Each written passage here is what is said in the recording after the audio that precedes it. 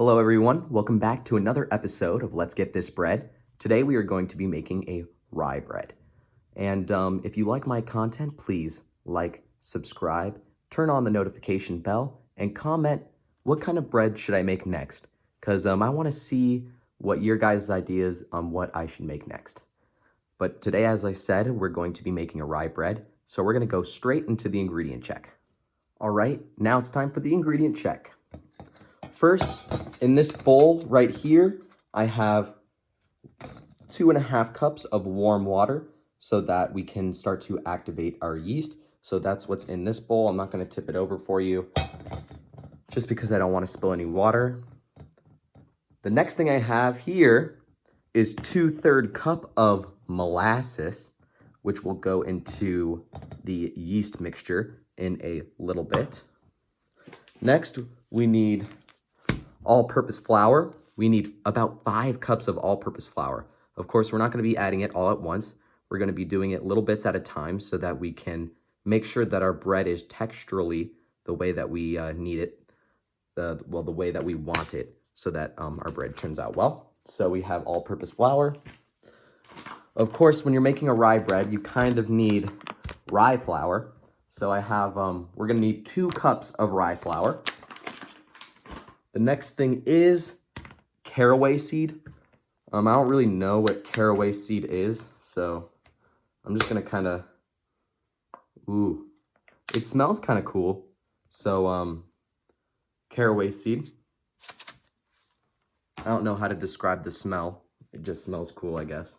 The next thing we have is a tablespoon of salt. We need vegetable oil. A 1/4 cup of vegetable oil, 2 packages of yeast, and I also needed cocoa powder, but I couldn't find any cocoa powder, so hopefully it still tastes good without cocoa powder. I don't really think cocoa powder is going to make much of a difference, but that's really all you need. So we are going to get into making the bread. Okay guys, so right here I have the molasses, water, and yeast mixture, and it smells very disgusting. I do not like the smell of molasses, but right here we have that mixture that we're going to add into this bowl that I have right here. So I know this bowl is not looking good right now, but we will add more to it later. All I did was add the caraway seeds, the 2 tablespoons of caraway seeds.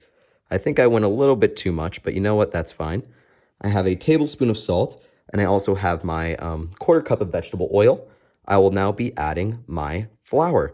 So I'll show you guys what that will look like when I'm done with that. So I'm not done yet, but for right now, this is what it looks like. All I've done is added in my, in the large bowl, I've added the molasses, yeast, and water mixture. And I've also added 2 cups of rye flour and 2 cups of the all-purpose white flour. So now what I'm going to do is I'm going to slowly add the other 3 cups of the flour until it reaches a doughy consistency.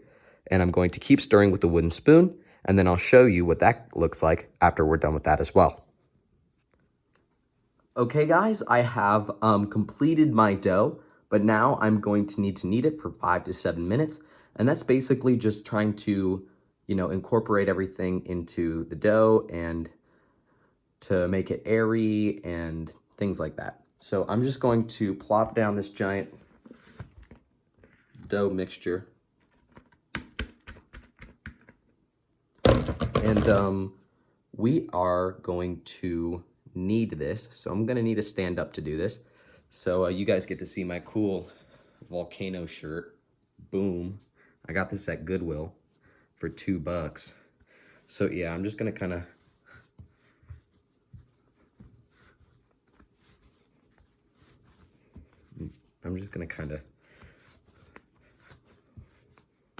I make pottery during the summer.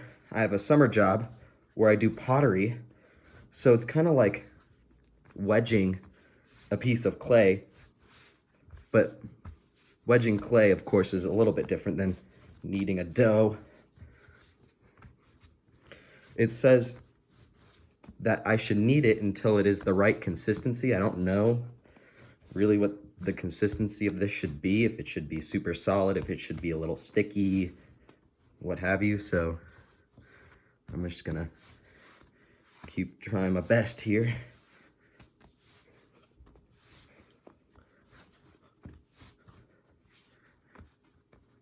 Hopefully I'm doing this right.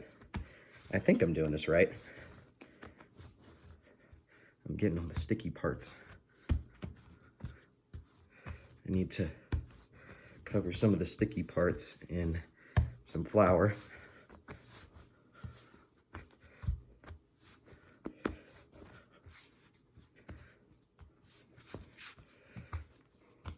says using the heel of your palms, you should see, like right here, it's like a little sticky.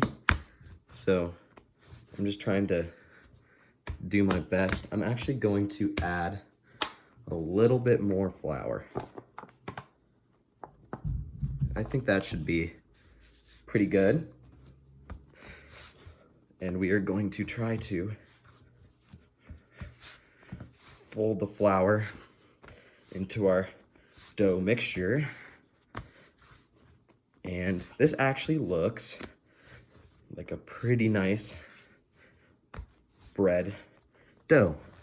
So I'm gonna finish kneading off camera, but you guys can obviously tell that for the most part, it's getting there. I can tell one side definitely feels more consistent than the other side of the dough. So if you look right here, I have my big ball of rye dough. I'm gonna keep a hefty slap. I'm gonna keep just kneading this, so you guys don't need to see the rest of that. But yep, I'm just gonna keep doing that to this for another couple minutes, and I'll get right back to you. Okay, everyone, the dough has rested for about an hour, and it has doubled in size. So now it's the recipe said to knead the dough for a few more times to let out some of the air, and then to cut it in half, shape the dough, preheat the oven to 350, and then to bake. So we're just going to do that right now. Let's do that. So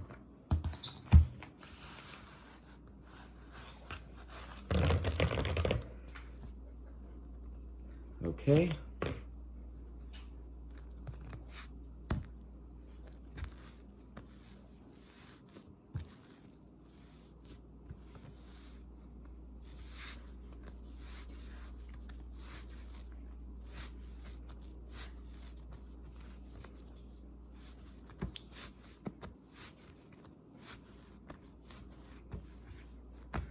Okay.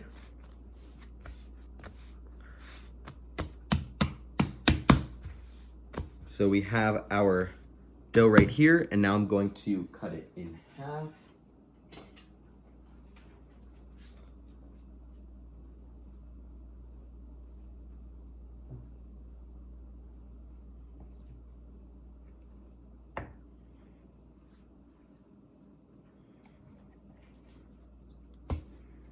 Okay.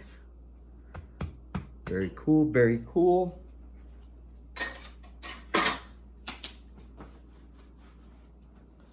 Now we are going to shape the dough and then put it onto my baking sheet that I have here. Let it rest for another 30 minutes and then put it into the oven. So we're just going to be shaping out our dough right now.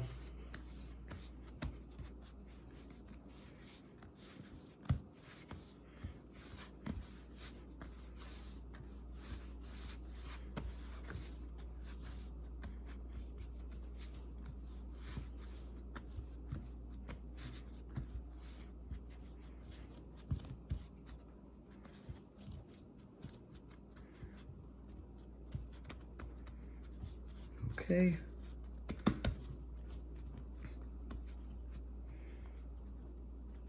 That's going to be one.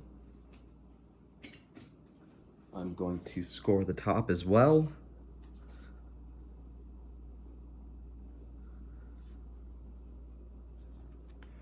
So there's one. And now I'm going to shape this one.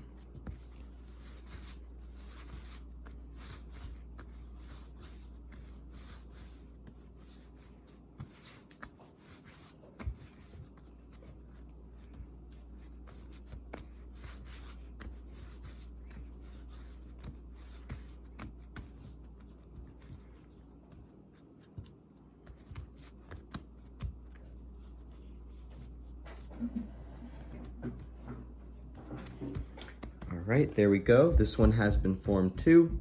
So now I'm just going to be cutting some scores in it. And I'm going to put this on the baking sheet and then let it rest for 30 minutes and then cook at 350. Okay guys, this is the final product of the rye bread. It is a little dense, which is okay. It still tastes very good. I had a piece of it earlier with some butter. It is very nice. So that is the finished product.